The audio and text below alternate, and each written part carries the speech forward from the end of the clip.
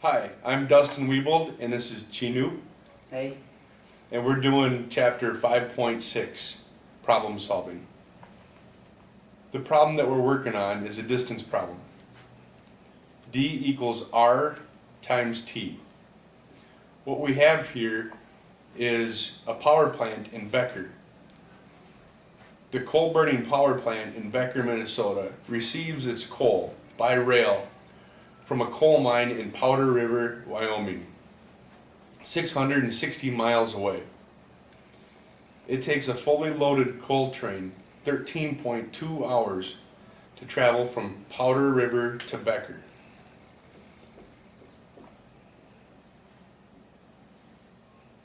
And it takes 11 hours for the empty coal train to return to the coal mine.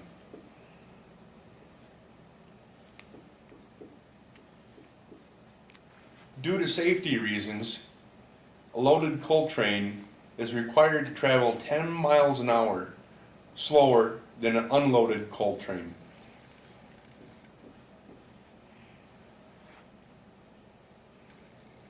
What is the speed of the loaded coal train and the unloaded coal train?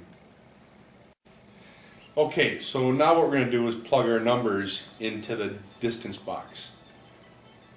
We know that 660 is the same mileage for both trains.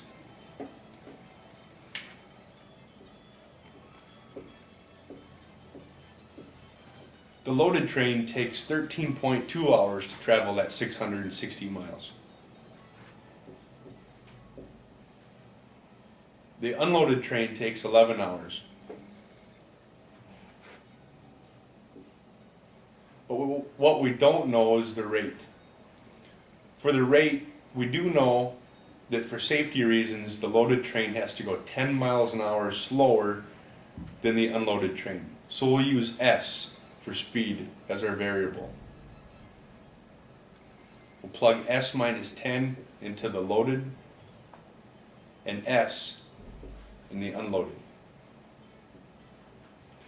So now what we'll do is we'll take and set up our equation from plugging our numbers into the distance box.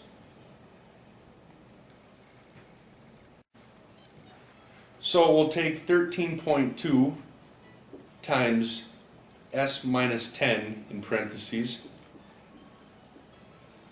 equals 11S. Next we'll distribute the 13.2 to the S and to the negative 10. So we get 13.2S and a negative 132 equals 11S. Next we'll subtract the 13.2S from both sides of the equation.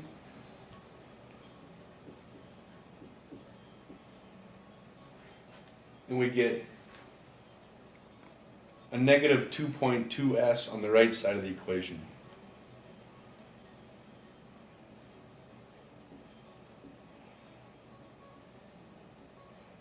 And as you can see, Chino has dropped down the negative 132 on the left. So now we take and divide both sides by negative 2.2 to isolate that variable.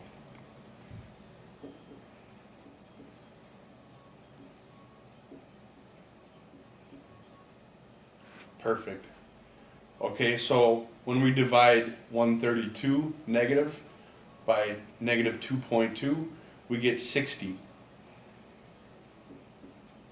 And on the right, the 2.2's cancel out, so we get S. So our S, our speed, is 60 miles per hour.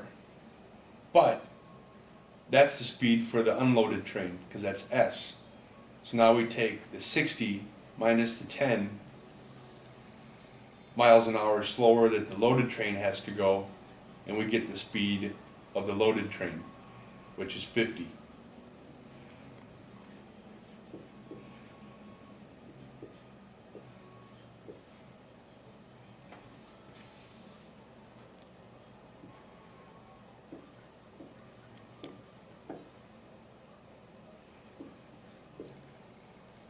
So in summary, our loaded train travels at 50 miles an hour, and our unloaded train travels the same distance, which is 660 miles, at 60 miles an hour, from Becker to Powder River, Wyoming, where the coal mine is. The end. Hi, my name is Kalia Lee, And I'm Sean Durkin. and today we are going to work with applications involving proportions. And proportions are having an equality of ratios, that is A is to B and as C is to D. That is a proportion. Numbers that ends up being equal to each other and are true and are said to be proportioned to each other. So here's an example of using proportions making pancakes. So we're going to use pancakes as an example for proportions. So since it takes 2 eggs and 3 cups of water to make 6 pancakes, and you decided that you wanted to make 12 pancakes, it'll take 4 eggs and 6 cups of waters, and so on. You can triple it or double it as long as they have an equal amount of eggs and water. So your pancakes won't be too liquidy or soft. Now let's work on a real proportion. Now let's work on a proportion problem using the ingredients of souffle for an example.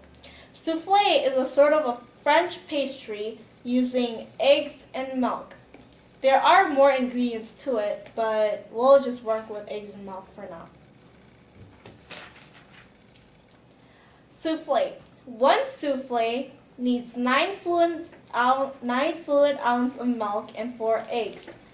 If I had 3,204 eggs, maybe from my chickens, how many ounces of milk would I need for the 3,204 eggs?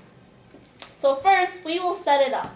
9 over 4 equals to x over 3,204. X representing the fluid ounce of milk. So the most common use to solve this problem, or we'll say solving for x, is to cross multiply. We'll do 9 times 3,204, setting it equal to 4x. We'll just set it up for now.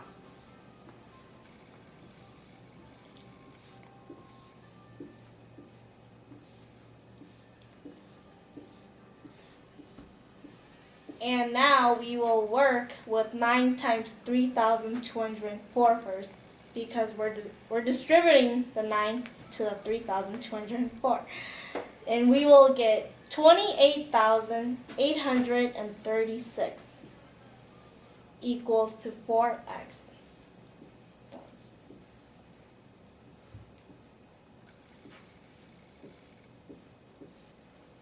The next step, we divide each side by 4. And since we have a 4x over 4, we'll be crossing out the 4's because they equal to 1.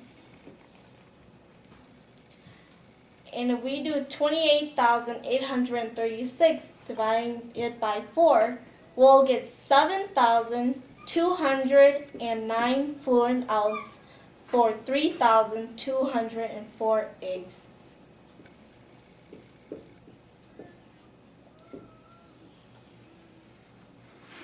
And that will be our answer for the 3,204 eggs.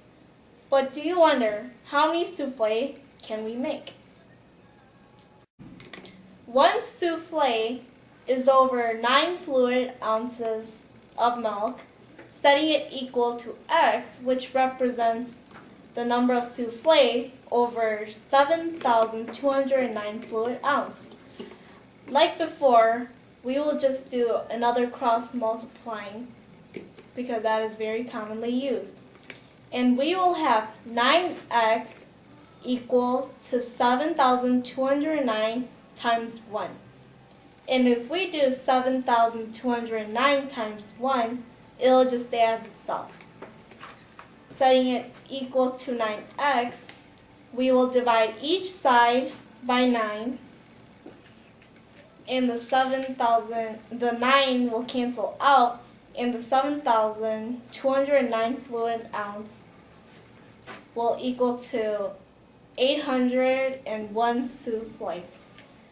So for 7,209 fluid ounce and 3,204 eggs, we get 801 souffle. That will be our proportion for today. We have 801 souffle can feed 801 people, right? And we'll thank Sean for writing on the board, and thank me for my cool presentation.